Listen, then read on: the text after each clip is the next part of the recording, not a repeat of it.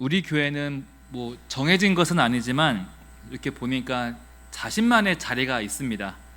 사람마다 익숙하고 편안한 자리가 분명히 있습니다.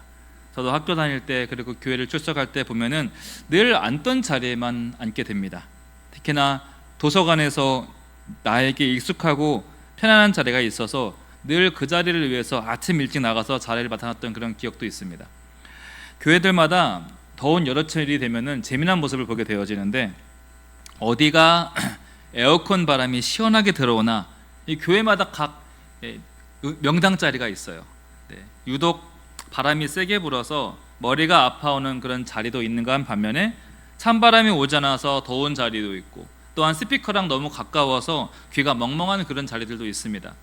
특히나 겨울철에는 출입문이 너무 가까우면은 등이 시려워서 다들 그 자리는 피하려고 하고. 여러분, 최고의 명당 자리는 어딜까요? 강대상과 가장 가까운 자리라고 말하시면 참 좋을 텐데, 그렇게 다들 기둥 뒤를 좋아하세요. 아무리 졸아도 목사님의 눈에 보이지 않는 기둥 뒤를 저마다 특급 명당 자리로 삼고, 좀 10분, 20분 일찍 오셔서 그 자리에 성경책을 딱 갖다 놓고 또 자리를 맡아놓는 모습들을 많이 보게 되어지는데, 여러분들은 어떤 자리가, 각기 어떤 자리가 명당 자리인가요? 날이 계속 더워지고 있는데 여러분들이 앉은 그 자리에서 하나님의 여러분들에게 주시는 그런 큰 은혜가 임하게 되길 축복합니다. 우리 삶을 되돌아보면은 참 신기한 것이, 평온했던 하루가 누군가의 말 한마디에 깨져버릴 때가 참 많습니다. 분명히 너무나 친하고 가까운 사람에게 속을 내놓고 편한 말을 하고 있는데, 갑자기 너무나 가깝다 보니까 더 자주 부딪히게 되어지고 더 깊이 상처를 받게 됩니다. 그럴 때 되면 우리는 습관적으로 이런 말을 하게 되죠. 저 사람은 늘 저런 식이야. 나는 좋은 마음으로 한 건데 왜 내 마음을 몰라주고 왜 이렇게 오해를 하는지. 이렇게 마음속에 이런 질문을 맴돌게 되어지고 답답함을 갖게 됩니다. 싸우는 거 좋아하는 사람 없습니다. 그리고 상처 주는 거, 상처 받는 거 좋아하는 사람 없습니다. 그런데 그게 참 마음처럼 쉽지 않다는 것이죠. 상처받기 싫어도 그 말 하나가 뭐라고 이상하게 누군가의 그 말 한마디에 며칠 밤을 설치게 되고요, 나 역시도 별 의도 없이 말 한마디에 누군가가 속상해하고 눈물을 흘리기도 하고. 오늘 야고보서 말씀은 이렇게 갈등이 찾아올 때 그런 갈등의 출발점이 어디서 오는지를 우리에게 조용히 보여줍니다. 그리고 단순한 갈등에 대한 해결책이 아니라 마음 깊은 곳에서의 회복을 우리로 이끌어주는데, 오늘 이 말씀을 통해서 우리 안에 일어나는 갈등의 뿌리를 한번 살펴보게 되고, 그리고 하나님이 주시는 참된 평화가 무엇인지 살펴보는 그런 시간 되었으면 좋겠습니다. 첫 번째로, 갈등이 반드시 일어날 수밖에 없는데 이 갈등의 근원이 항상 내 안의 욕심에서 시작되어진다는 거예요. 우리 1절 말씀을 다시 한번 보겠습니다. 1절 말씀 볼게요. 너희 중에 싸움이 어디로부터, 다툼이 어디로부터 나느냐? 너희 지체 중에서 싸우는 정욕으로부터 나는 것이 아니냐. 이 야고보는 갈등의 출발점에 대해서 아주 명확하게 말을 합니다. 갈등은 정욕에서 시작된다고 말하는 거예요. 문제가 밖에서가 아니라 안에서 시작되어진다. 그것도 다른 사람이 나에게 시비를 걸고 그 사람이 나를 그렇게 쳐다보고 그런 말을 해서 내 안에 서로 간의 갈등이 나타나는 것이 아니라 내 안에 욕심이, 정욕이 갈등을 만들게 된다는 거예요. 우리는 보통 갈등이 생기면 누가 먼저인가 그 잘잘못을 따집니다. 그 사람이 나를 먼저 무시했어. 나는 분명히 옳은 말과 옳은 행동했는데 저 사람이 틀렸어. 근데 성경은 정반대로 하는 거예요. 내 안에 있는 정욕과 욕심을 먼저 보라고 성경은 이야기를 합니다.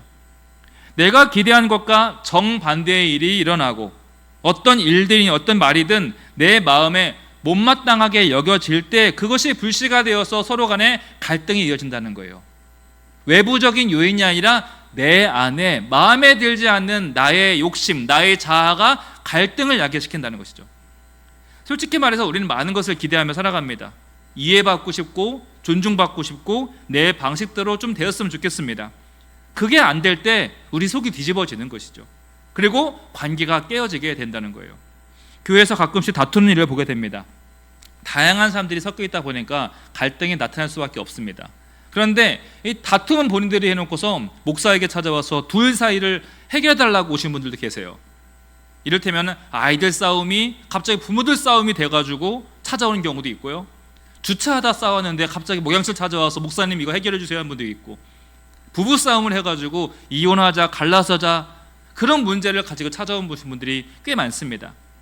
그것을 목사에게 찾아와서 판단해 달라, 누가 옳은지 목사님이 중재자가 되어달라, 심판자가 되어달라, 이런 일들을 많이 보게 됩니다. 근데 사실 중재가 안 됩니다.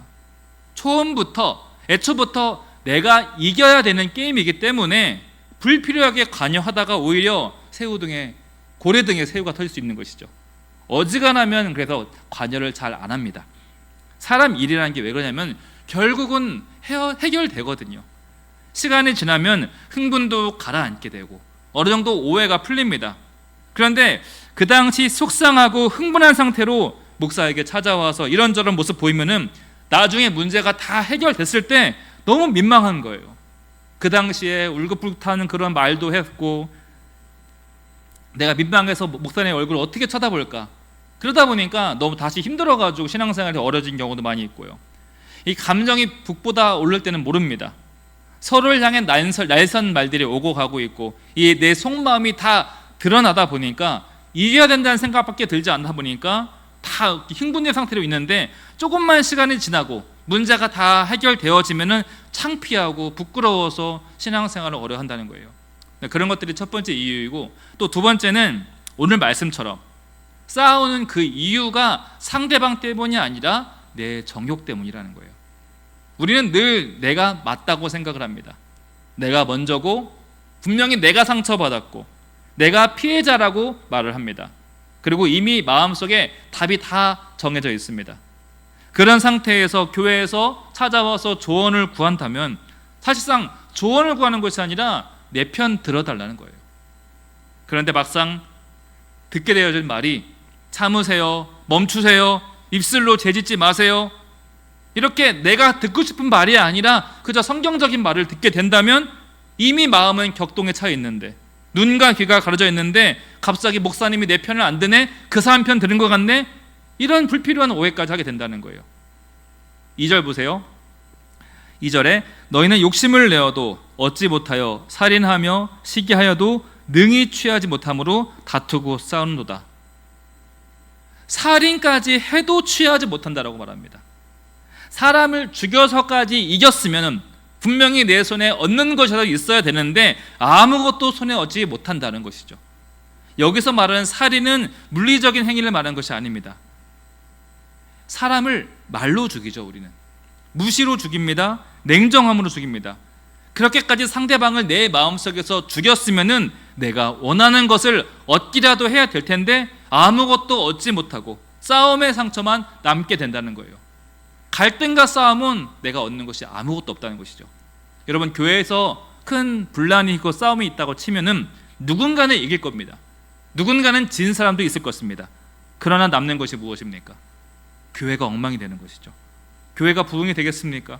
이렇게 전도도 안 되는 이 시기에 싸우면서 교회가 반토막, 3분의 1 토막 나면은 교회는 회복이 안 되는 것이죠. 왜 싸웁니까? 내 안에 욕심 때문이라는 것이죠. 조금이라도 더 인정받고 싶고, 내 입장이 더 중요하고, 내 고통이, 내 아픔이 더 커 보이고자 하는 그런 마음, 그러다 보니 내가 상대방을 이겨야겠고, 상대방이 망가져야 내가 이길 수 있는 것이고, 그렇게 갈등이 깊어지는 겁니다. 관계가 망가지고 기도까지 막혀버리게 된다는 거예요. 성경은 반복합니다.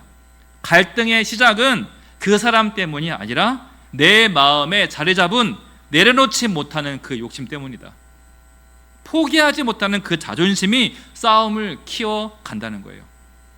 마치 애굽의 바로처럼 처음부터 그 하나님을 인정하면 될 것을, 그 고집, 그 완고함이 애굽을 쑥대밭으로 만들고 모든 군대를 다 홍해로 수장시켜 버린다는 것이죠.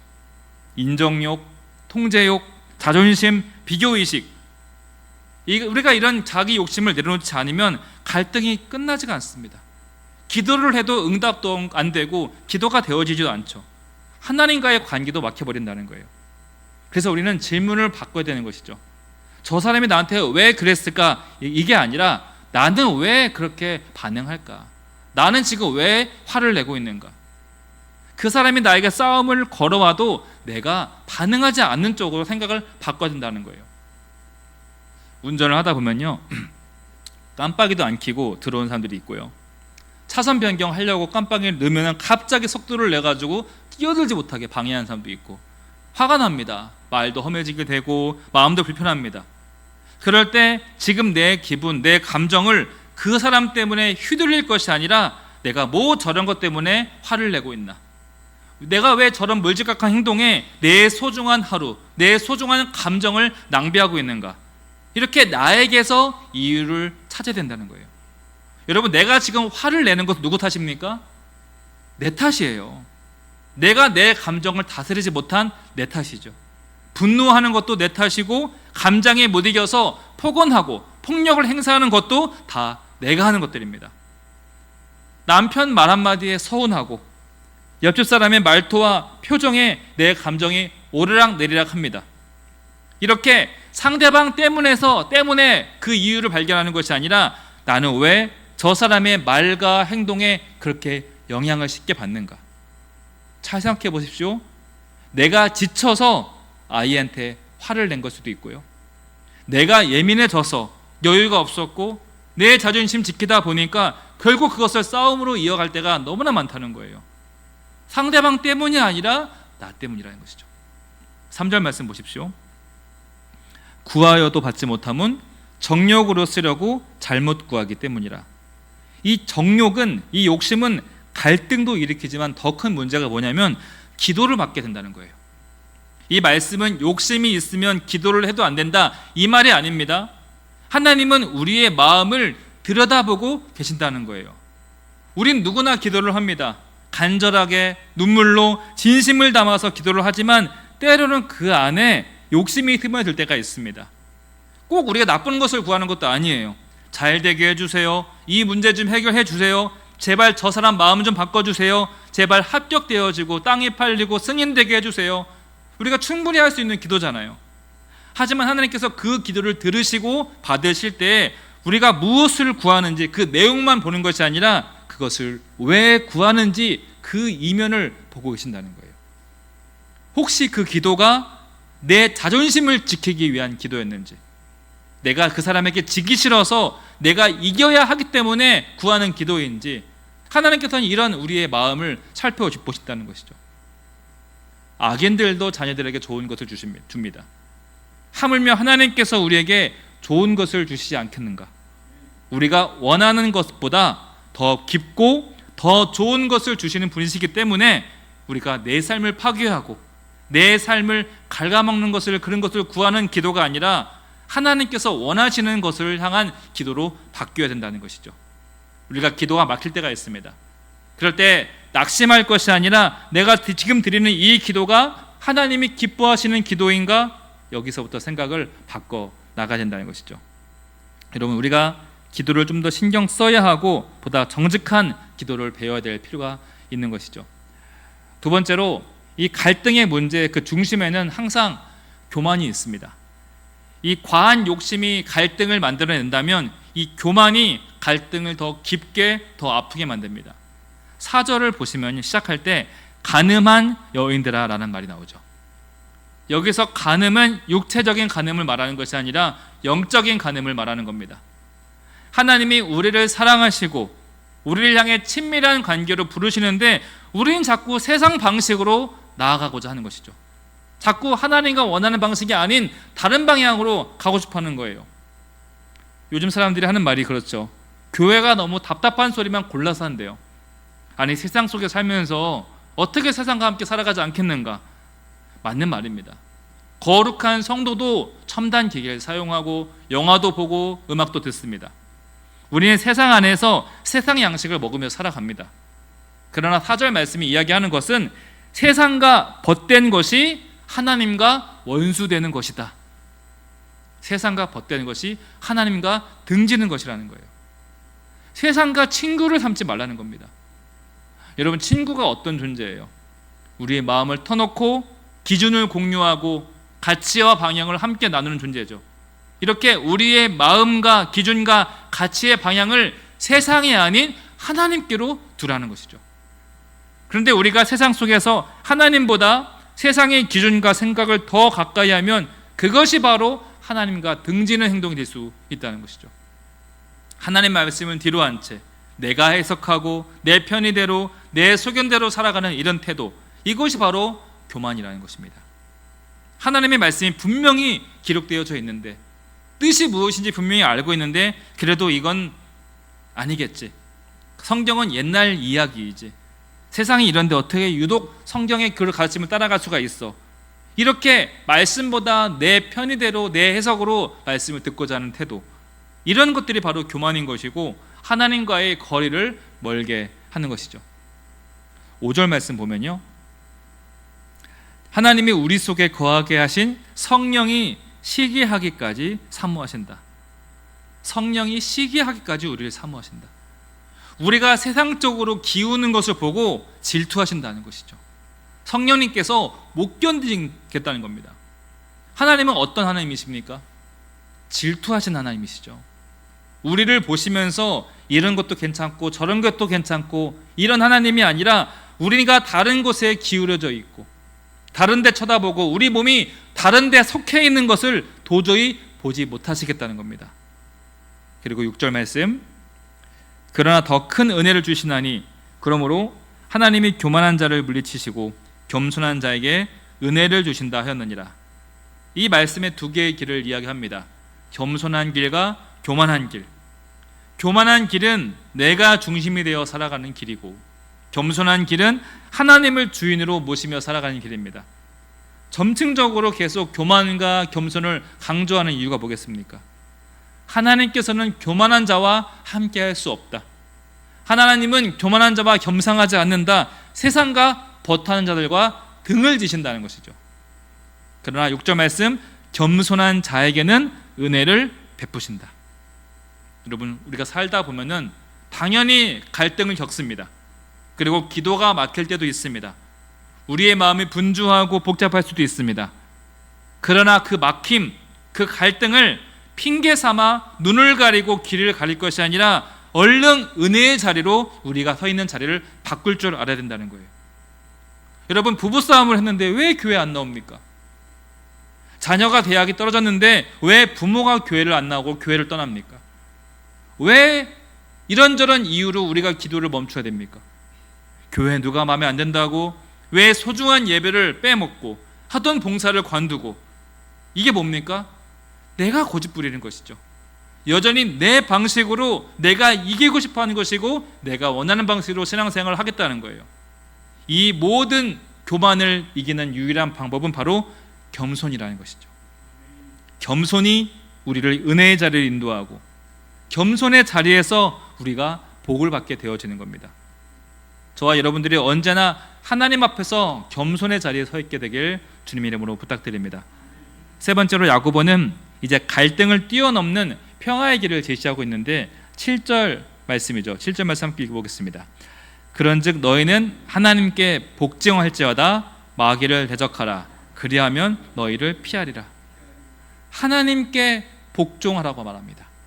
우리가 갈등이 깊어질수록, 그리고 기도가 막힐수록, 감정이 정리가 안 될수록, 그때 우리가 해야 될 것은 더 많은 말을 하고 이런저런 핑계를 댈 것이 아니라 하나님 앞에 복종해야 된다는 거예요. 여러분, 기도가 안 된다고 기도를 안 하면 되겠습니까? 밥맛이 없다고 밥을 안 먹어서 되겠습니까? 일하기 싫다고 출근 안 하는 것과 똑같지 않겠습니까? 결국 그 사람 어떻게 되겠어요? 사람 구실 못하는 거죠. 기력이 없고 몸의 모든 근육 다 소실되어서 병든 닭처럼 살아가야 될 텐데, 내가 지금 이거 안 되니까 안 할래, 이것이 막혔으니까 안 할래. 여러분, 기도가 안 된다고 기도 안 하고, 말씀에 눈이 안 들어온다고 말씀 안 보고, 예배에 은혜가 안 된다고 예배 참여 안 하고, 상당히 어리석은 행동을 하는 것이죠. 마치 내가 산소가 부족하니까 어떻게 해야 되겠습니까? 산소가 충분한 곳으로 가야 할 텐데 반드시 살아야 할 길을 찾고 은혜가 있는 것을 찾아와야 되는데 자꾸 이런저런 핑계를 대는 거예요. 내가 왜 그 사람 때문에 구원을 포기하고, 내가 왜 그 사람 때문에 내 사명의 길에서 낙오하려고 하냐는 거예요. 내가 맞다, 내가 옳다 여기는 그런 것들을 내려놓고 하나님이 나에게 뭐라고 말씀하시는가, 그것을 들을 때 내 마음 가운데 공간이 생기는 것이고 거기에서 회복이 시작되어진다는 것이죠. 우리는 다 알고 있습니다. 교회 가야지, 때 되면 기도해야지, 내가 양보해야지, 내가 내려놔야지. 물론 이러한 마음의 인정도 중요하지만 우리는 먼저 방금 읽은 말씀처럼 하나님 앞에서 복종해야 됩니다. 그리고 그런 복종의 열매는 마귀를 대적하는 열매로 연결되어진다는 것이죠. 7절 이어서 보십시오. 마귀를 대적하라, 그리하면 너희를 피하리라. 마귀가 틈을 노린다는 거예요. 우리의 감정의 틈, 말의 틈, 관계의 틈을 노립니다. 그리고 가장 자주 쓰는 전략이 바로 자존심을 건드리는 거예요. 우리가 쉽게 말을 하잖아요. 내가 다른 건 다 참아도 자존심 건드리는 건 못 참아. 그래서 복종이 필요하다는 거예요. 우리가 자존심을 세우면 마귀가 활기를 치는 것이고 하나님께 복종을 하면 마귀는 떠나갑니다. 문제가 사라지겠다는 것은 아닙니다. 그러나 내가 그 문제에 끌려가지 않게 된다는 거예요. 여전히 운전할 때마다 빵빵거리는 사람이 있을 것이고 깜빡이 안 켜고 들은 사람은 계속 있을 것입니다. 그러나 하나님께 복종하는 사람은 우리의 감정을 하나님께서 지켜주신다는 거예요. 그 사람의 시비나 그 사람의 여러 가지 잘못된 행동에 내 감정이 쓸데없이 소모되지 않는다는 것이죠. 우리 주변에 내 속을 긁는 사람이 있어요, 없어요? 우리 인생에 분인나가 있습니까, 없습니까? 있습니다. 계속 있습니다. 내 속을 건들고 긁는 사람이 있어요. 괜히 시비 걸어서 내 자존심을 자꾸 건드리는 사람이 있어요. 물론 그 사람은 하나님께 심판받습니다. 사탄의 도구가 되었으니 당연히 하나님께서 다뤄주시겠죠. 그러나 내가 해야 될 것은 손 걷어붙이고 그 사람과 싸울 것이 아니라 하나님께 복종해야 된다는 거예요.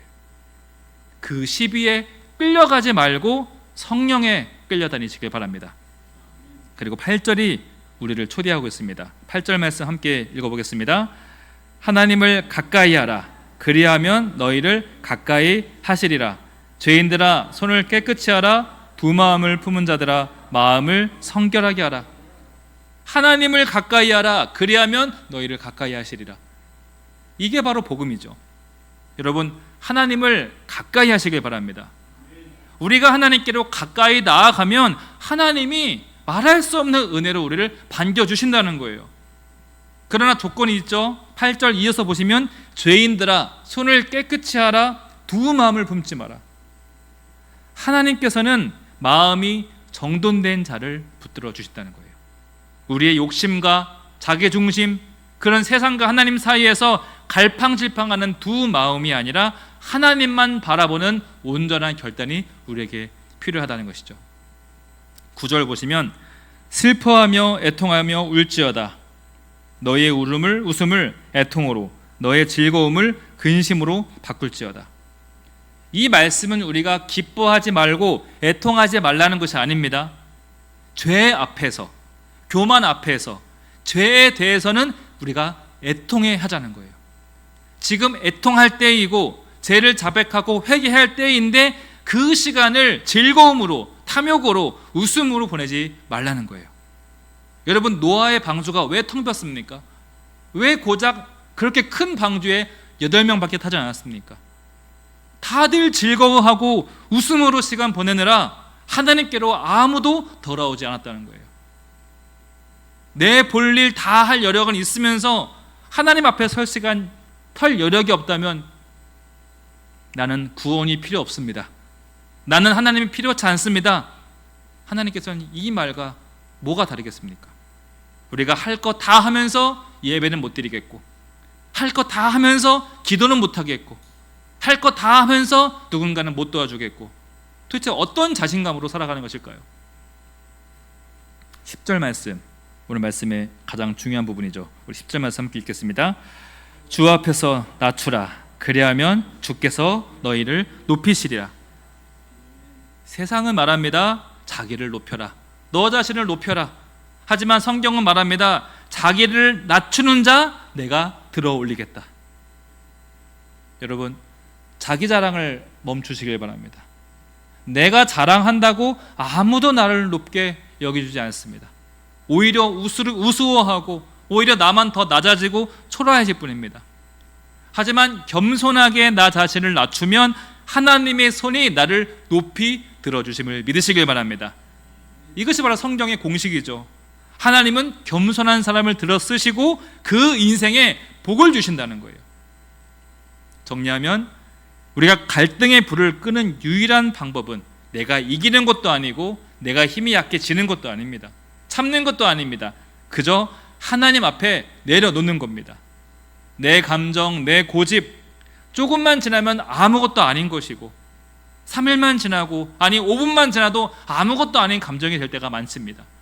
어차피 내려놓을 거, 어차피 지나쳐버릴 거 하나님 앞에 미리 내려놓고 복종하는 저와 여러분 되시길 축복합니다. 오늘 말씀 마무리하면 우리 인생 가운데 갈등은 계속 찾아옵니다. 하지만 그 갈등을 어떻게 다루느냐에 따라서 우리의 인생의 방향과 질이 너무나 달라집니다. 오늘 말씀 분명히 우리에게 말합니다. 문제의 시작은 바깥에 있는 것이 아니라 내 안에 있다. 내 욕심이 갈등을 만들고 내 교만이 그것을 더욱더 힘들게 하는 것이죠. 그러나 하나님은 겸손히 스스로 낮추는 자를 결코 외면치 않으십니다. 그리고 겸손한 그 마음에 은혜를 주시고 무너진 관계를 회복시켜 주시고 그 인생 가운데 복을 더해 주십니다. 따라서 우리가 해야 될 것은 주 앞에서 낮추는 일, 주 앞에서 복종하는 저와 여러분 되어서 우리의 관계가 더욱더 평화롭고 회복의 은혜가 있는 저와 여러분 되시길 주님 이름으로 축복합니다. 오늘 말씀 기억하면서 함께 기도의 시간 갖도록 하겠습니다.